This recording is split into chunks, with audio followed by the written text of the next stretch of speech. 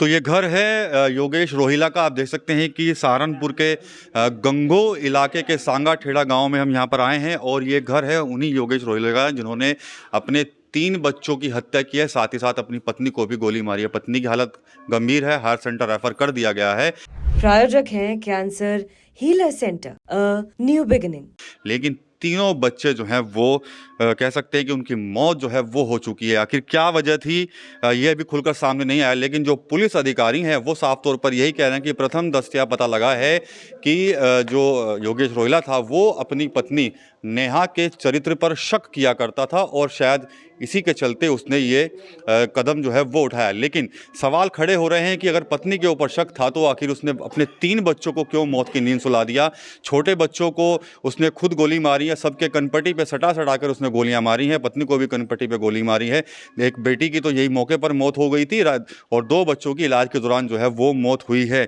अब घर पर यहाँ पर सन्नाटा है, कुछ रिश्तेदार यहाँ पर मौजूद हैं, लेकिन अभी वो कुछ भी कहने से जो है वो बचते हुए दिखाई दे रहे हैं। एक घटना ने सिर्फ सहारनपुर नहीं बल्कि पूरे उत्तर प्रदेश को हिलाकर रख दिया है कि कैसे एक पिता ने हैवानियत की सारी हदें पार करते हुए अपने बच्चों को बड़ी बेरहमी से मौत के घाट उतार दिया। साथ ही पत्नी को भी उसने जो है वो गोली मारी। पत्नी की हालत गंभीर है, वो हायर सेंटर में जो है वो रेफ़र कर दी गई है। तो ये घर है रोहित रोहिला का और यहाँ देख सकते हैं कि बोर्ड भी यहाँ पर लगा हुआ है जिसमें लिखा है कि जो योगेश रोहिला जो कि जिला कार्य समिति के सदस्य हैं भारतीय जनता पार्टी सहारनपुर के, उनका ये घर है और इसी घर के अंदर उन्होंने इस घटना को अंजाम दिया। बताया जा रहा है कि 12:30 बजे दोपहर को वो अपने बच्चों को पहले स्कूल से लेकर आए हैं और उसके बाद करीब 2 बजे घर पर लाकर उनको यहाँ पर जो है उनकी हत्या जो है वो उसने की है। तीनों को गोली मारी है अपने लाइसेंसी पिस्टल से और घटना को अंजाम देने के बाद खुद ही पुलिस को भी फ़ोन किया है उसने और साफ तौर पर बताया कि उसने इस तरह की घटना जो है वो कर दी है।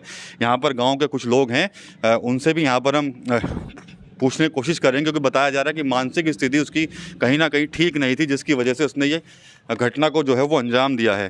तो यहाँ पर एक बाबूजी बैठे हैं। बाबूजी, आपका नाम क्या है? कुलवीर सिंह। ये योगेश जो थे जिन्होंने किया है, कैसी स्थिति थी इनकी? बता रहे हैं कि वे मानसिक रूप से हाँ, मानसिक स्थिति ठीक नहीं थी। अच्छा, किस वजह से परेशान थे? वजह का तो पता नहीं, लेकिन राजकुमार सिंह सहारनपुर जो डॉक्टर है उसका इलाज चल रहा था। अच्छा, कह रहे थे कि पत्नी के साथ ही मारपीट किया करते थे अपनी? मारपीट तो नहीं, पर हाँ वैसा बसाई तो हो जाती। अच्छा, अच्छा, परिवार में पहले भी कोई घटना हुई थी बता रहे हैं, माँ बाप ने बहनों ने जहर वहर खा के सुसाइड? तो बहुत पुरानी बात होगी, 20-25 साल पुरानी। अच्छा, तो क्या लगता है कि आपको लग रहा था कि ये कभी किस तरह घटना कर सकता है, अंजाम दे सकता है क्या? मानसिक रूप से विकसित होने की वजह से लगता था कि कर सके। अच्छा, बता रहे हैं कि भाई दबंग टाइप का भी था कुछ दिमाग से? दबंग, हाँ वो तो खैर जिम राजनीति में कोई आदमी आ जा तो फिर तो दबंग हो ही जा। अच्छा, तो आज आप उस वक्त मौजूद थे यहाँ पर जब घटना हुई है? क्या था? मैं तो करीब 5 बजे आया। अच्छा, जो यहाँ इसके परिवार के एक सदस्य है, इसके चाचा जी तो टीचर हैं, मैं तो स्कूल में थे, और एक उसके चाचा का लड़का वो था यहीं। अच्छा, तो जैसे ही उसने गोलियों की आवाज़ सुनी, अंदर से उन्होंने गेट बंद कर रखा था। अच्छा, उसने फिर पत्थर मारे ऊपर। अच्छा, योगेश नहीं, और उसने उसके चाचा के लड़के थे। अच्छा, फिर बड़ी मुश्किल से वो नीचे आया। अच्छा, आप भी यहीं थे उस वक्त जिस समय घटना हुई है? नहीं जी, अच्छा, मैं बाहर जा रहा था। आप बाहर थे? जी तो क्या कुछ आप यहीं रहते हैं पास में? हाँ जी, इधर ही घर है। किस तरह का नेचर थी उनकी, योगेश की? मुझे ठीक थे, वैसे कोई दिक्कत तो थी नहीं, हाँ, प्यार से बोल लेते हैं। अच्छा, बाकी अपने घर का जो मैटर है वो घर वाले जाने। अच्छा, कुछ चर्चा ये चल रही है कि कल मारपीट हुई थी पत्नी के साथ? कल तो नहीं हुआ कुछ, है?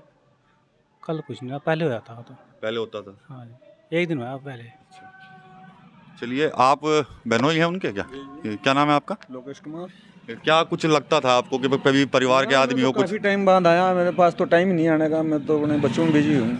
हाँ। तो जैसे परिवार के लोग तो पता लगता था कि कभी पति पत्नी के बीच में किसी बात को लड़ाई? ना, मेरे को कोई मैसेज नहीं है इस बात का। अच्छा, हाँ, मैं ड्यूटी पे था, उसकी कॉल गई थी लेकिन मैं उठा नहीं पाया, मेरे पास रेंज नहीं जाती अंदर। आज भी फ़ोन आया था? फोन आया था, अच्छा, कितने बजे? ये 11:44 पे आया था। अच्छा हाँ, मैं उठा नहीं पाया, मेरे पास मिस कॉल है।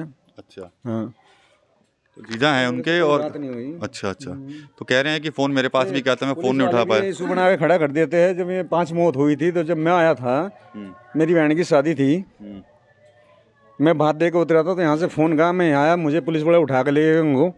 और उन्हें क्या करा मेरे साथ, अब चलो बात करेंगे, पूछताछ करनी है। उन्हें मेरे को वहाँ बिठा लिया, बिठाने के बाद मैं उठ कर चला, पूछताछ करी नहीं, मेरे को पल्ला पकड़ के ऐसे बिठा लिया, वहीं आने नहीं दिया, मेरा चलान कर दिया। अच्छा, क्या घटना हुई थी वो उस समय पर? वो तो यार खा के मेरे थे उस टाइम, उसका भी मुझे पता नहीं, मेरे पास तो फ़ोन कहा था, मेरा भात दे रहा था, मेरी बहन का शादी थी उस टाइम, भात दे के उतरा था पटने से। अच्छा, ऐसा इशू बना दिया था पुलिस वालों ने, तो मेरी जेल करवा दी, 3 थाने रात को बदल दिए, ठीक है। जबकि मैं मौके पे ना हूँ यहाँ। अच्छा जो हादसा हो गया वो तो हो गया था, यहाँ से जो होना था वो तो हो ही गया था।